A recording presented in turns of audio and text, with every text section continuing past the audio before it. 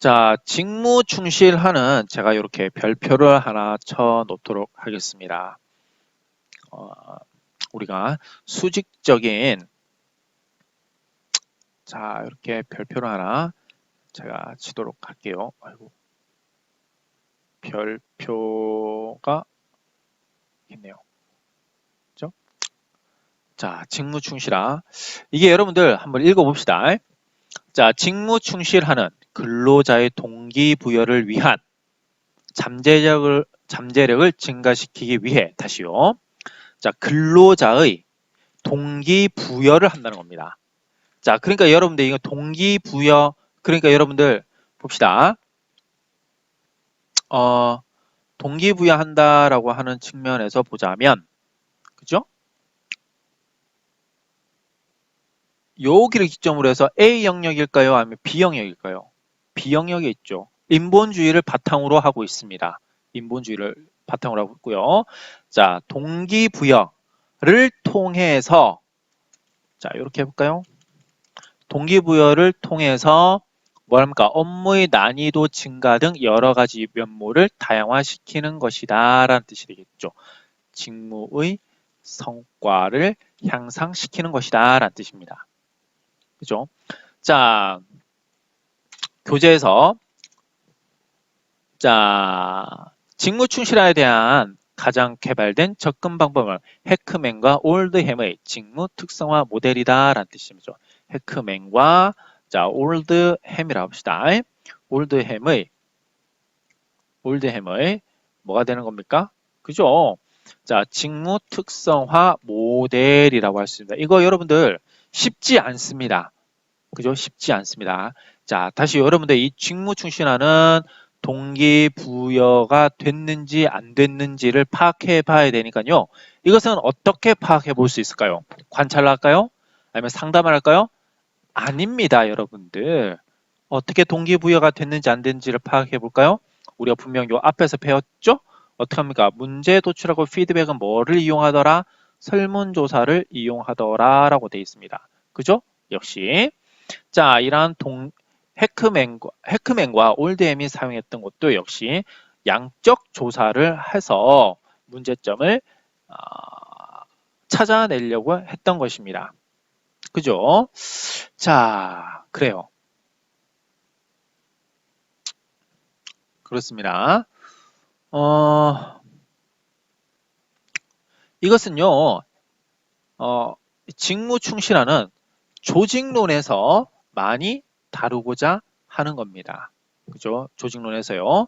직무 설계 파트와 관련이 있는 것인데요. 우리가 이렇게도 얘기해 볼 수 있을 것 같아요. 어떻게 하냐면, 자, 업무를 통해 동기부여 시켜라 라고 얘기를 해볼 수 있을 거예요. 누군가 그렇게 얘기를 했는데요. 자, 그렇죠. 일을 함으로써 열정을 가지게 된다라는 뜻이죠. 다시요.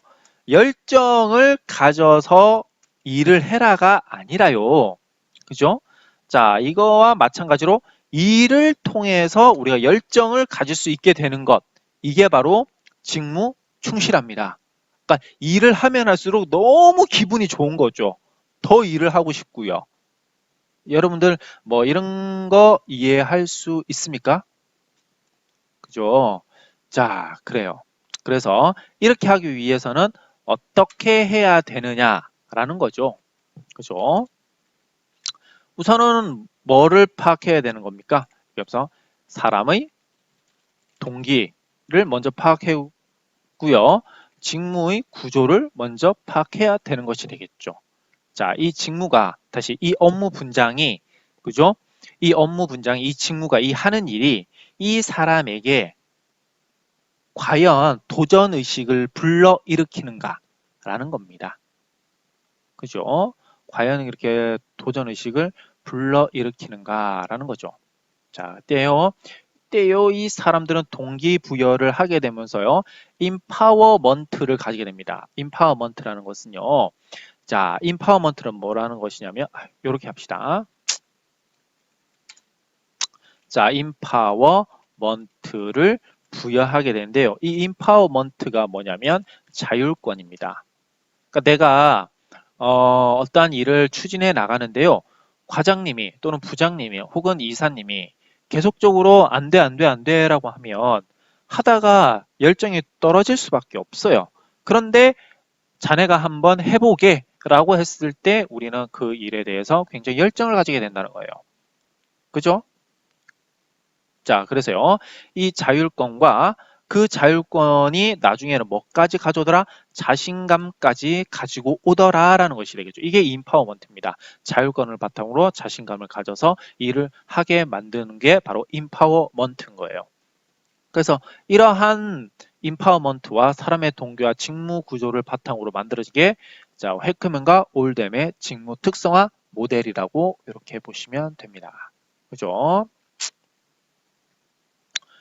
자, 그래서 이런 것들을 우리가 뭐라고 얘기를 할 수 있냐면, 그죠? 이렇게도 표현할 수 있을 것 같아요. 자, 직무는 수행하는 구성원들이 직무 자체로부터 더 큰 즐거움을 얻고 그들이 하는 일에 더 큰 관심을 가지도록 직무 어떻게 하더라? 설계를 해야 되더라 라는 뜻이 되겠죠. 그죠? 그래요. 그렇다면 이렇게 직무 설계를 어떻게 해야 하느냐가 또 중요한 부분이에요. 그죠? 이 직무 설계를 그래요. 다시 보겠습니다. 내가 그 일에 대해 그 일을 하면 할수록 너무 기분이 좋고 막 열정이 생긴다는 것이죠. 그죠? 그러기 위해서는 어떻게 그 직무 구조를 파악해내야 될까요? 라고 말하고 있습니다. 자, 그것은요. 이렇게 제시를 한번 해볼 수 있을 것 같아요. 자, 어떻게 파악을 하냐면 자, 다섯 개의 직무 핵심 특성이 있습니다. 그게 뭐냐면 기능 다양성이 있고요. 과업 정체성이 있고요. 또는 과업 중요성이 있어요. 또는 자율성과 피드백이 있겠죠. 자, 여기에 더하여 이를 바탕으로 요 세 가지 있죠. 기능 다양성과 가업 정체성과 가업 중요성은 다시 경험된 작업의 의미성으로 또 여기 있는 자율성은 뭡니까? 작업 결과에 대한 책임성으로 다시요. 자, 이렇게 좀 해드릴게요.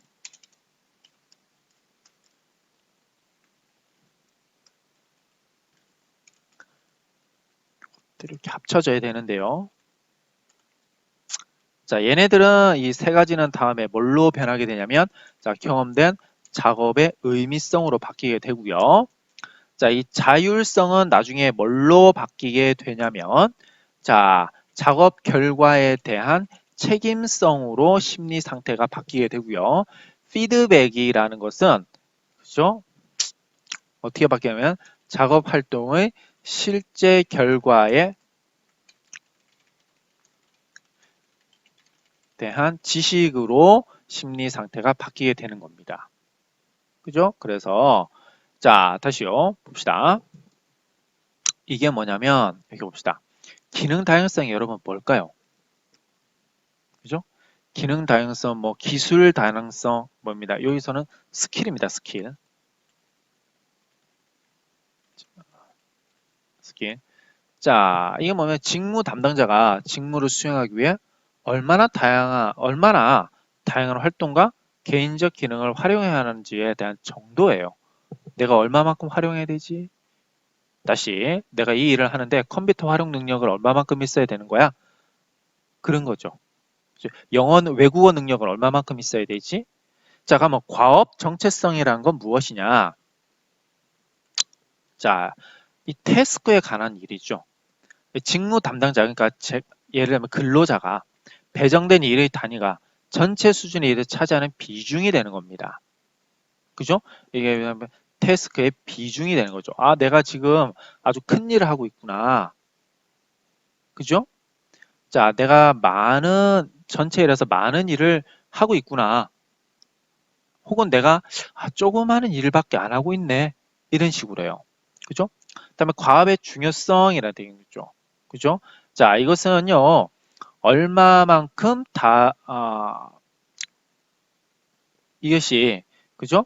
자, 직무가 다른 사람의 생활에 중요한 영향을 내가 하는 일이 다른 사람한테 영향을 어느 정도 미칠 수 있느냐라는 거죠. 그죠? 영향을 많이 미치는 사람이 있죠? 예를 간단하게 들어보겠습니다. 뭐냐면, 월급 주는 사람이, 그죠? 일을 안 합니다. 그러면 월급 날짜에 월급이 들어올까요? 물론 이것은 웃자고 하는 말인데요. 자, 느낌은 오시죠? 자, 그렇다면 자율성이란 건 뭐냐면, 직무 담당자가 직무의 수행에 필요한 작업 일정 계획과 작업 방법들 결정에 돼 있어서 내가 얼마만큼 독립과 재량권을 가지느냐에 되겠죠. 물론 이것은 나중에 하다 보면 책임성으로 바뀌게 됩니다. 심리 상태가. 피드백은 아까 배웠었죠? 직무 담당자가 수행한 직무 수행 결과의 효과성에 대한 직접적이고 명확한 정보를 획득할 수 있는 정도를 가리킨다라는 뜻이 되는 거예요.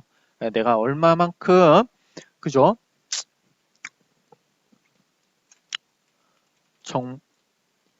정보 획득을 가지느냐, 그죠? 사후 정보 획득을 가지느냐에 가는 겁니다.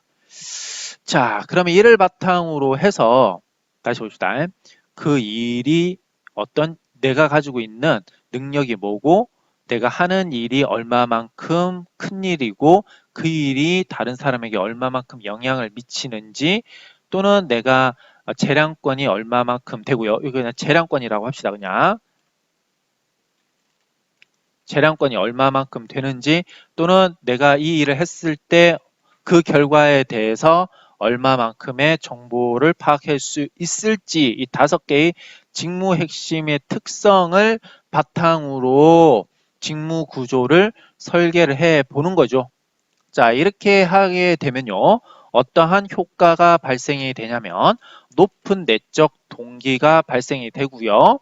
자, 높은 질의 성과가 나고요. 또는 만족도, 직업 만족도, 직무 만족도도 높아지게 되고요. 낮은 이직의 된다라고 말하고 있습니다. 그죠? 실제로 여러분들 그런가요? 뭐 그렇다고 할 수 있겠죠. 그죠? 내가 다양한 능력이 있고, 그죠? 내가 하는 일이 다른 사람에게 큰 영향을 미치면서 자율적으로 움직일 수 있고 조직에 엄청난 영향을 미치면서 그 일에 대해서 내가 컨트롤할 수 있다. 그러면 이렇게 되겠죠. 그렇습니다. 여러분들. 그래요. 자, 이런 설계를 하라라고 했던 분이 바로 뭡니까? 해크맨과 올드햄인 거죠. 그죠? 근데 자, 말은 이렇게 쉽지만 그죠? 이게 그렇게 썩 쉬운 건 아니에요. 쉬운 건 아닙니다. 그러나 해크맨과 이분들은 이거에 대해서 어떻게 했을까요? 그죠? 아까 제가 말씀을 드렸죠. 뭐 했다고요? 양적으로 조사를 해내더라라는 거죠. 그렇다면 그에 대한 것들이 이렇게 잠깐 제가 이렇게 한번 보겠습니다. 직무 특성에 대한 설문 실습 뭐 이게 쭉쭉쭉 나오죠. 이런 설문. 그럼 여기 보시면 여기는 뭐 리커드 7점 척도죠. 요렇게 해서 기능 다양성, 과업 정체성, 과업 중요성, 자율성 피드백 이렇게 값이 나오고요. 평균을 내는 겁니다, 여러분들. 그래서 NPS라는 다시 말하면 직무 충실화 정도로 보시면 됩니다. 이것이 얼마가 나오더냐? 아하, 나는 뭐 skill variety, task identity and task significance and autonomy and job feedback 이렇게 나오더라. 그래서 나의 NPS 다시 동기를 부여받을 수 있는 동기를 부여받을 수 있는 잠재 점수가 바로 70점대더라라는 거죠.